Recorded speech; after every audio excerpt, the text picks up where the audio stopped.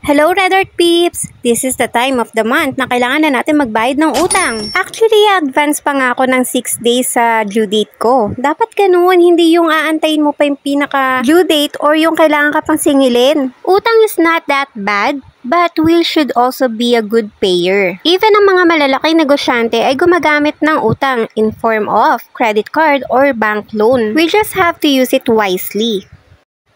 Dito silipin muna natin ang My Bill. At makikita natin itong July and August billing. Siyempre, unahin ko ang July kasi siya nauna. This is actually going to be my second payment. Pag-click, makikita natin kung ano yung mga products na binili natin na magpo-fall under dito sa installment. Back lang natin at dito naman sa paid, silipin natin. Makikita dito yung previously na nabayaran ko na, which is the month of June. So, back lang natin hanggang sa makarating tayo sa page na to at mag-start na talaga tayong magbayad.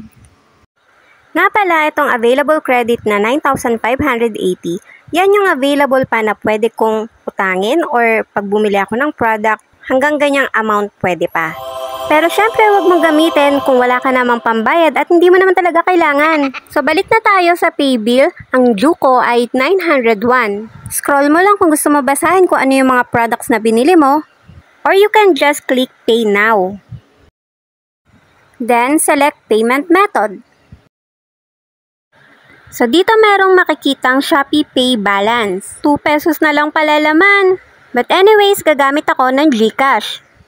Hindi ko siya i-close pero i-open ko lang ang GCash app. Siyempre, dapat may laman na ang GCash mo. Kung wala, ibang tutorial yon. Click lang ang transfer para makapag-transfer na tayo sa Shopee. Scroll down lang at click View All at i-type ang Shopee para mabilis. Click Shopee Pay and fill out details. Amount, account name at account number. Pinasobrahan ko lang yung amount kasi gumagamit talaga ako ng Shopee Pay. Especially sa load kasi mas may discount sa Shopee. Sa account name naman kung kanino nakapangalan ang Shopee account at account number or cellphone number na nakaregister sa inyong Shopee. Ang email naman ay optional kaya kahit wala kayo niyan or wag nyo nang lagyan. Click Send Money and check nyo muna and click Pay. Meron nga pala siyang transaction fee na 15 pesos. At wait lang tayo sa code na ipapadala. Copy lang natin yan at i-paste dun sa mga blank. Pwede rin namang i-type kung ano mas trip nyo. Click Submit at nakapag-transfer na tayo kay Shopee.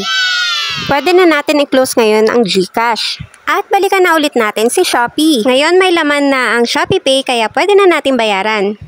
Wait lang natin ng konti at maya-maya ay payment successful na. At ito na ang payment info natin. Pwede na nating i-back at i-check ang ibang details. Kung na-update na ba ni Shopee ang ating binayad, pwede nating i-review sa My Bills and Paid.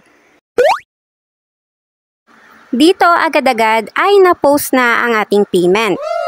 Back lang natin cause we're done!